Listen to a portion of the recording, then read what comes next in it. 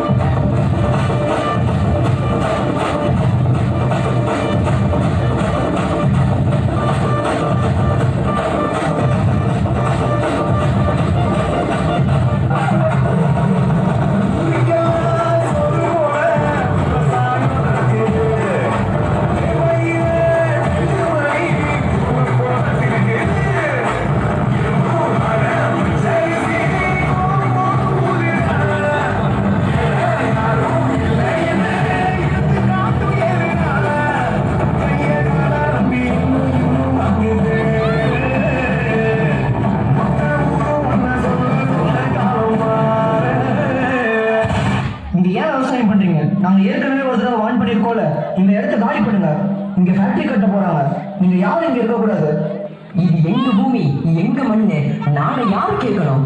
விவசாய நிலத்துல பெரிய பெரிய கார்பரேட் கம்பெனியை கட்ட போறீங்களா? காட்டுல வேலை செய்யறவனை கேவலமாகவும் கம்ப்யூட்டர்ல வேலை செய்யறவனை கௌரவமாகவும் நடத்துற கூட்டம் தானே நீங்க.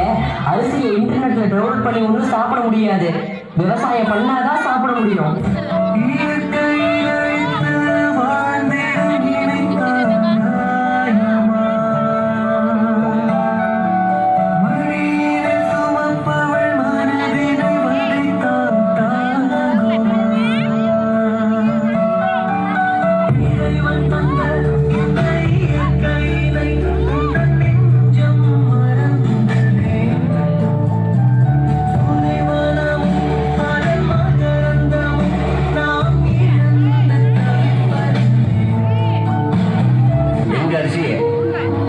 தட்டை கொண்டு வர முடியும், எங்க கஷ்டத்தை கொண்டு வர முடியல.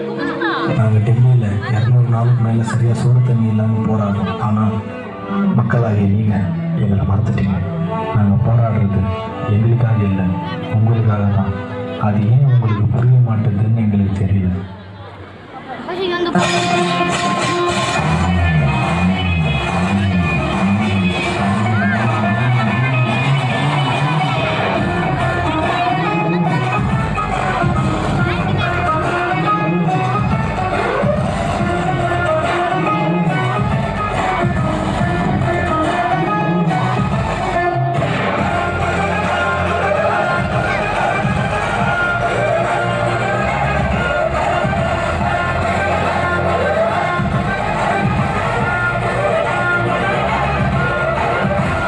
எட்டுவழிச்சாலை திட்டத்திற்கு நீதிமன்றம் தடை விதித்துள்ள நிலையில் நில அளவீடு முடிந்த இடங்களில் மரங்களை வெட்டி சாய்க்கும் பணி மும்முரமாக நடைபெற்று வருகிறது.